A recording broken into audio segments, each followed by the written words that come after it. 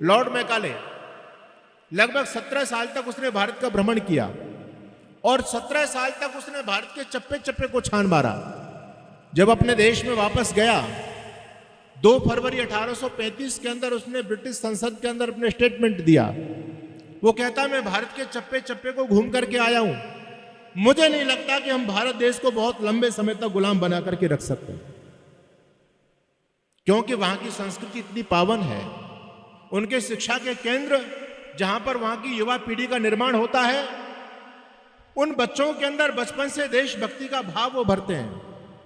इसलिए यदि भारत को बर्बाद करना है तो उसकी रीढ़ की हड्डी पर प्रहार करो, उसकी बैकबोन को तोड़ो, और उसकी बैकबोन वहां की संस्कृति है, और उसकी संस्कृति बनती है संस्कारों से, और संस्कार मिलते हैं गुरुकुलों से। इसलिए तत्काल अंग्रेज सरकार ने फैसला लिया कि भारत भूमि के अंदर जितने भी गुरुकुल चल रहे हैं सारे गुरुकुलों को बंद किया जाए। लेकिन हमारे आचार्य लोगों ने गुरुकुलों को बंद नहीं होने दिया। अंग्रेज लोगों ने फिर षड्यंत्र किया कि जो बच्चे गुरुकुल में पढ़ करके निकलेंगे उनको कोई सरकारी नौकरी प्राप्त नहीं होगी, वो बिल्कुल बैकवर्ड रहेंगे, बिल्कुल पिछड़े लोग रहेंगे। इसलिए अपने बच्चों को एडवांस बनाना चाहते हैं, तो हमारे द्वारा स्थापित जो कॉन्वेंट स्कूल हैं उन स्कूलों में आप अपने बच्चों को एडमिशन दीजिए। और लॉर्ड मैकाले का ये स्वप्न था, वो कहता था कि जो मेरे संस्थान में बच्चा पढ़ करके तैयार होगा वो बाहर से देखने में भले ही भारतीय नजर आएगा, लेकिन अंदर से पूरी तरह से बदला हुआ होगा, वो अंदर से पूरी तरह से अंग्रेज होगा। आज से 200 साल पहले उन लोगों ने जो भारत की जमीन पर बीज बोए थे, हमारे सनातन धर्म को नष्ट करने की और अपनी पाश्चात्य संस्कृति को फलीभूत करने का जो बीज और आज से 200 साल पहले बोया था बंधुओं, आज उसकी फसल और हमारे और आपके सामने लहरा रही है। आज हमारी बेटियों की स्थिति आप देख रहे हैं, शर्म भी शर्मा जाती है। आजकल के युवा लोगों की स्थिति आप देखें, क्या हो रहा है इस देश के अंदर। हमारे बच्चों को भारतीयता से प्रेम नहीं है, हमारे बच्चे हमसे प्रश्न करते हैं, हमारे बच्चे अपने धर्म से विमुख हो रहे हैं। ये सब इत्तेफाक से नहीं हो रहा है, ये सारा का सारा पहले सोच विचार करके इसके बीज बोए गए थे भारत की धरती पर, आज उसकी फसल लहला रही है। लॉर्ड मैकाले ने पूरा ताकत लगाया, लेकिन इस देश के अंदर एक ऐसा भी राजा हुआ, लोग तो उनको बहुत सम्मान की दृष्टि से नाम लेते हैं, समाज सुधारक मानते हैं। मैं मानता हूं कि उनका समाज सुधार में भी योगदान रहा होगा, लेकिन सबसे पहले गद्दारी उसी व्यक्ति ने की जिसका नाम था राजा राम मोहन राय। सबसे पहला कॉन्वेंट स्कूल आया कलकत्ता की धरती पर, और वो वहां के राजा थे। अंग्रेज लोगों ने राजा राम मोहन राय पर हाथ रखा, उन्होंने कहा कि तुम्हारी भारतीय समाज में बड़ी पहचान है, तुम्हारा बड़ा सम्मान है, यदि तुम हमारे स्कूल शिक्षा पद्धति को प्रमोट कर देंगे तो फिर भारत की गली गली में हमारे स्कूल स्थापित हो जाएंगे। स्कूल तो स्थापित हम कर रहे हैं, लेकिन भारतीय लोग अपने बच्चों को कॉन्वेंट स्कूल में पढ़ाने के लिए तैयार ही नहीं हो रहे। हमने पूरी ताकत लगा ली।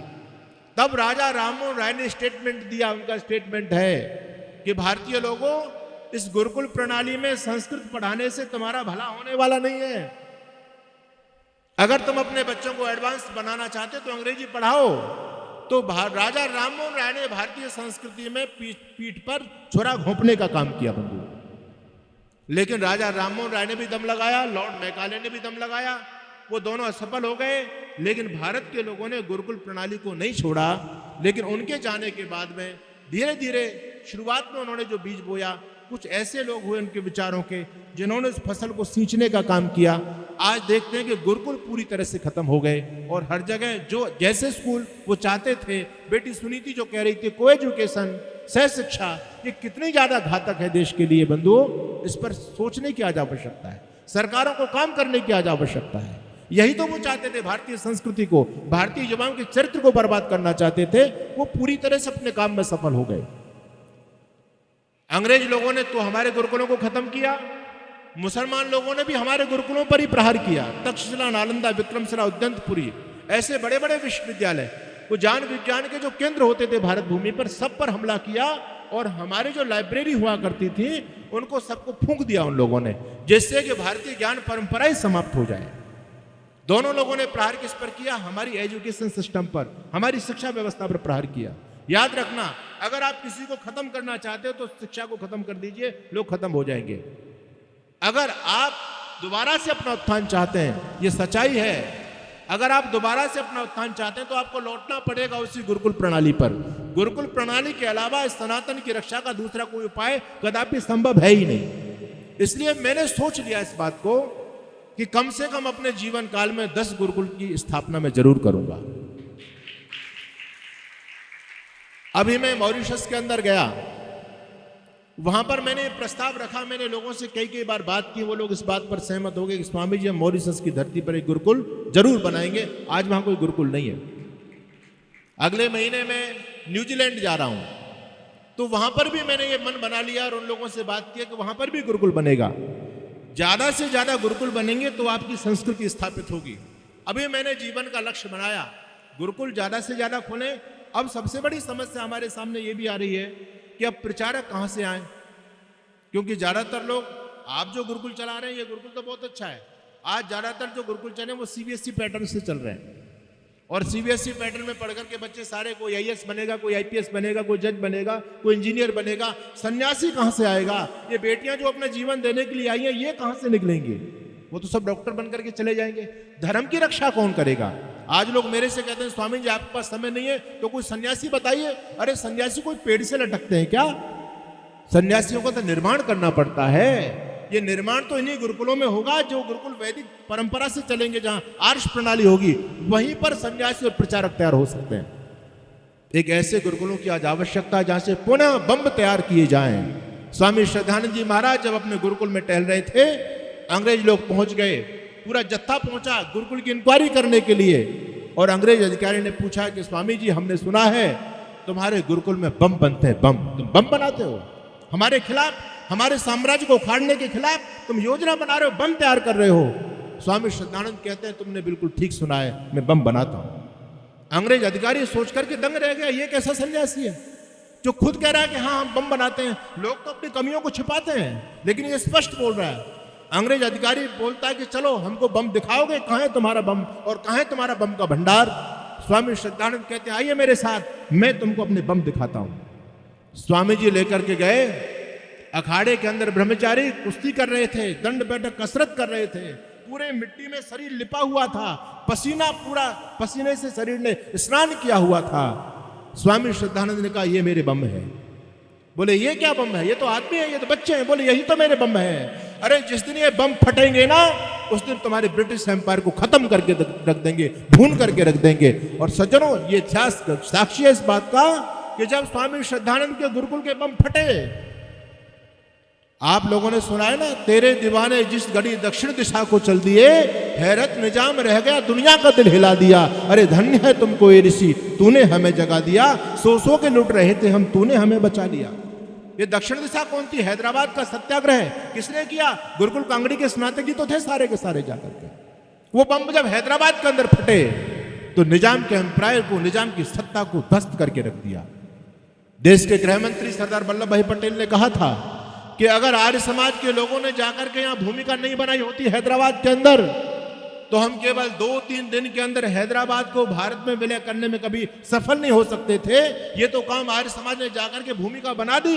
और हमने आकर के आर्य समाज के सन्यासी ने फोन किया गृह मंत्री को कि अब भूमिका बन चुकी है, अरे तवा गर्म है, लोहा गर्म है, अब चोट कीजिए। तत्काल इंडियन आर्मी को उतारा गया और हैदराबाद को भारत में विलय कर दिया गया। नहीं तो आज जो पाकिस्तान की समस्या वो हैदराबाद के अंदर भी होती। आर्य समाज ने कितना बड़ा काम किया। और ये जो आर्य समाज को जीवन जो दिया वो सारे के सारे गुरुकुलों के प्रोडक्ट थे। तो मैं आप लोगों से यही निवेदन करना चाहता हूं, गुरुकुल शिक्षा अत्यंत अनिवार्य है। आप लोग अपने बच्चों को, आज हिंदू समाज की बड़ी समस्याएं हैं, कितने मुद्दों पर मैं आपके बीच में बोलूं, समय बहुत सीमित है। आप इस बात को जानते हैं कि आपके पास में एक ही बेटा है, एक ही बेटी है। भाव तो आपके अंदर है, आप कोई सामान्य व्यक्ति नहीं है, ये सच्चाई है। इस पानीपत में कितने लोग ऐसे हैं जो केवल अपनी रोजी रोटी के लिए सोचते हैं, केवल अपने व्यापार के लिए सोचते हैं, केवल अपनी फैक्ट्रियों के लिए सोचते हैं। आप वो चंद लोग हैं जो अपने धर्म और संस्कृति के लिए सोच रहे हैं, इसलिए आप बधाई और धन्यवाद के पात्र हैं। भाव आपके अंदर है, अग्नि आपके अंदर जल रही है देश धर्म संस्कृति की रक्षा की। बंधुओं, आप अपना बेटा नहीं दे सकते धर्म युद्ध के अंदर, आप अपनी बेटी को नहीं दे सकते, तो ये भी तो किसी के बेटे और बेटियां हैं। आप लोगों ने जो एक एक बेटी को गोद लिया, ये कोई कम कार्य है का? कितना बड़ा काम है ये। आपको पुण्य मिलेगा, मथुरा के अंदर जब महर्षि दयानंद सरस्वती गुरु विरजानंद के चरणों में पहुंचे विद्या अध्ययन करने के लिए, तो गुरु विरजानंद जी ने कह दिया था, दयानंद मैं पढ़ा तो सकता हूं, लेकिन मेरे पास तुम्हारे लिए दूसरी व्यवस्था नहीं है, भोजन आदि की मेरे पास व्यवस्था नहीं है, वो व्यवस्था कीजिए। तो वहां पर ऐसे धर्मात्मा लोग थे आप जैसे। किसी ने कहा कि स्वामी जी हम आपको चना दे दिया करेंगे खाने के लिए, किसी ने कहा एक समय का भोजन हमारे घर कर लिया करना। धन्य है वो लोग जिन्होंने स्वामी दयानंद को प्रातः राश के रूप में चना देकर के जिनका जीवन पल्लवित किया। आज दयानंद ने इतना बड़ा जो दुनिया में काम कर दिया, उस काम का श्रेय और पुण्य उस व्यक्ति को भी मिलेगा। इसलिए आप लोग भी सौभाग्यशाली हैं। अरे जो बेटियां इस निर्माण में आई हैं धर्म के लिए, देश के लिए अपना जीवन लेकर के, उनका प्रोत्साहन करें। मैं बेटी सुनीति का धन्यवाद करता हूं, हमारे भाई चंद्रपाल जी, मैं अपने भाईवत उनको मानता हूं। 5 बेटियां हैं और 1 बेटा है। ये ऐसे अभिभावक हैं जिन्होंने अपने 5-6 बच्चों को गुरुकुल में पढ़ाया है। ये कोई सामान्य बात नहीं है। और इनके बच्चे ऐसे भी नहीं हैं कि बिल्कुल गए गुजरे हों, जिनके अंदर कोई टैलेंट ना हो, जिनके अंदर कोई क्षमता ना हो। इस बेटी ने पहली बार में नेट जेआरएफ निकाल दिया, पहली बार में। लोग पता नहीं कितनी कितनी बार तैयारी करते हैं, चारों वेद याद हैं। तो इन्होंने अपने संतानों का निर्माण किया और उनका एक ही भाव है कि राष्ट्र की रक्षा होनी चाहिए, धर्म की रक्षा होनी चाहिए। तो इसके लिए चंद्रपाल जी लगे और उनकी बेटियां लगी हुई हैं, और आर्य समाज मॉडल टाउन दोनों मिलकर के जब काम करेंगे, देखिए धर्म हमेशा धन से सुरक्षित रहता है। बिना धन के धर्म अपंग है, धर्म की रक्षा नहीं हो सकती बिना धन के। तो धर्म के लिए ये लोग लड़ेंगे, आप लोग धन देंगे, दोनों जब एक साथ मिलकर के चलेंगे तो हमारा धर्म जीवंत रहेगा। कहते हैं जब भगवान राम लंका पर प्रस्थान कर रहे थे, समुद्र आ गया बीच में, योजना बनी कि समुद्र को कैसे पार किया जाए। तो भाई पुल बनाया जाए, बिना पुल को बांध करके और लंका की तरफ हम जा कैसे सकते हैं। पुल निर्माण की जब योजना चली तो सभी लोग नलनील जैसे इंजीनियर लग गए, पूरी वानर सेना लगी। वो बंदर नहीं थे, मनुष्य थे, उनका गोत्र था वानर। वो लगे पुल बनाने में, पुल बनता चला जा रहा है, सभी लोग अपना योगदान दे रहे थे। बंधुओं एक गिलहरी भी थी, एक कथानक है, सुनिएगा उसे। एक गिलहरी भी थी और गिलहरी देख रही थी कि धर्म की स्थापना के लिए राम उस अधर्मी का विध्वंस करने के लिए लंका की तरफ प्रस्थान कर रहे हैं, और सभी लोग इस धर्म युद्ध में अपना योगदान दे रहे हैं, सब लोग लगे हुए हैं, और मैं केवल देख रही हूं। अरे मुझे भी तो योगदान देना चाहिए, धर्म की रक्षा में मेरा भी तो कुछ योगदान होना चाहिए, नहीं होना चाहिए। लेकिन गिलहरी क्या कर सकती, ना तो वो ईंट उठा सकती, ना पत्थर उठा सकती, ना पानी की बाल्टी लेकर के आ सकती, आखिर उसका योगदान क्या हो सकता है। तो गिलहरी के मन में एक बात आई, वो समुद्र में जाती है और समुद्र में डुबकी लगाती है, और जब डुबकी लगाती है तो पूरा शरीर गीला हो जाता है, और गीला हो जाता है तो बाहर रेत में फिर डुबकी लगा लेती है, लौट जाती है, तो उसके बालों पर सारा रेत चिपट जाता है, और फिर रेत लेकर के पुल पर पहुंचती है और फुरफुरी मार करके सारे बालू के कणों को समुद्र के पुल पर झाड़ देती है। दोबारा आती है, दोबारा पानी में डुबकी लगाती है, फिर जमीन पर लेटती है, फिर रेत चिपकाती है, फिर दोबारा जाती है। उसका यही सिलसिला चल रहा था। वो भी भगवान राम की सहायता कर रही थी, धर्म युद्ध में अपना योगदान दे रही थी। कहते हैं भगवान राम की दृष्टि गई, अरे पागल है तेरा, क्या कर रही है, क्या कर रही है, क्या कर रही है तू। कहने लगी प्रभु अरे इतना पावन क्षण मेरे जीवन में आया है, मैं साक्षी हूं। दुनिया जब ये समय व्यतीत हो जाएगा, सदियों तक ये इतिहास बनेगा कि राम समुद्र पर पुल बांध करके विधर्मी रावण का विध्वंस करने के लिए लंका पर गए थे, और सब लोगों ने योगदान दिया था। बंधुओं, तो मेरा भी तो नाम प्रभु जी इसमें होना चाहिए, कुछ मेरा भी तो योगदान होना चाहिए। मैं ज्यादा तो नहीं कर सकती, लेकिन कुछ बालू के कण चिपका करके लाती हूं और झाड़ करके चली जाती हूं, इतना योगदान प्रभु में कर सकती हूं। कहते हैं भगवान राम ने उसको अपने हाथ पर बिठाया और ऐसे पुचकारा, बेटी शाबाश, तेरे अंदर ये भाव।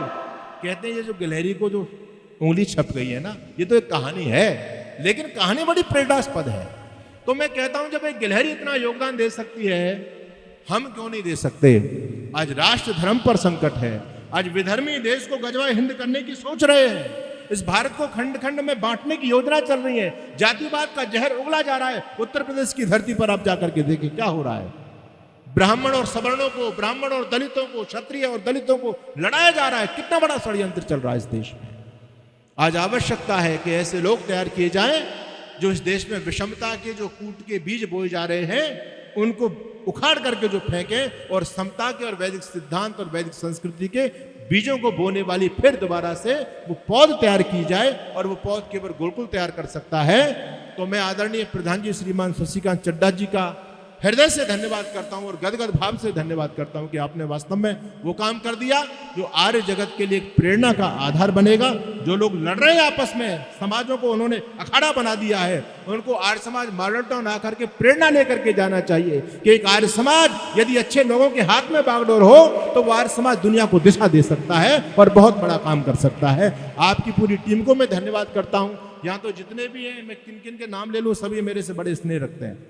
ये पानीपत मेरा घर है और मेरा ये मैंने पहली बार कहा था प्रधान जी से कि आप चिंता ना करें, मैं इसके लिए प्रयास करूंगा। जब आपके अंदर भाव है तो आदरणीय मंत्री जी कह रहे कि स्वामी जी आप आते रहना।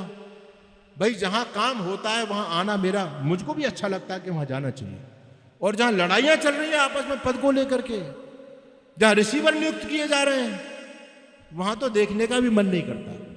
ये बीमारी सब जगह फैली हुई है, लेकिन आप लोग सौभाग्यशाली हैं।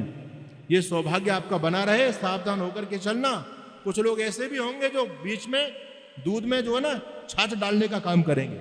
ऐसे लोगों के सावधान सतर्क होकर के चलना है, अपने लक्ष्य पर आगे बढ़ना है। हम ऋषि दयानंद सरस्वती के मिशन को आगे लेकर के चलेंगे।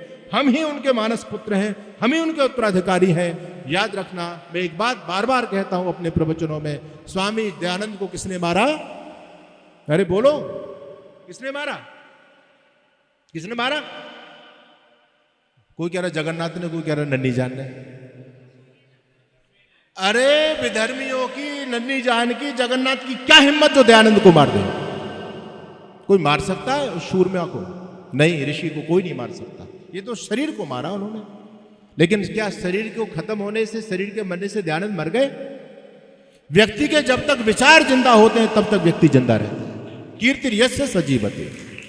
जब तक महर्षि दयानंद सरस्वती के विचार जिंदा है तब तक ऋषि दयानंद जिंदा है। ये शरीर तो खत्म होना है। एज की तो एक अवधि है। कौन 5000 साल जी जाएगा? कौन 1500 साल जी लेगा? भाई 100 साल में, 150 साल में शरीर तो खत्म होना है। तो ये जगन्नाथ तो केवल शरीर को मार सकता है, लेकिन शरीर दयानंद नहीं है। दयानंद के विचार दयानंद है। जब तक दयानंद के विचार जीवंत है तब तक दयानंद है। और जिस दिन दयानंद के विचार मरेंगे उस दिन दयानंद की हत्या होगी। और दयानंद के विचारों को मारने का काम तथाकथित कुछ दयानंदी ही कर रहे हैं। बंधुओं, मैं उनको उसी कैटेगरी में गिनता हूं। आप लोग ऋषि के मानस पुत्र हो, आप लोग महर्षि दयानंद के विचारों को आगे बढ़ाने का काम कर रहे हैं। आप उनको सुयोग्य पुत्र हो। आपको सौभाग्य प्राप्त है कि दयानंद का पुत्र कहलवाने का आपको गर्व और गौरव होना चाहिए।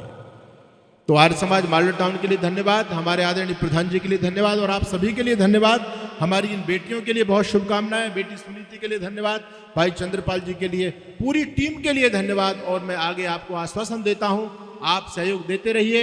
ये ऐसा कम्युनिकेशन यहाँ बना हुआ है, ऐसा तालमेल बना है कि ये संस्था बहुत आगे तक जाएगी। यहाँ पर ये विदुषियाँ तैयार होंगी।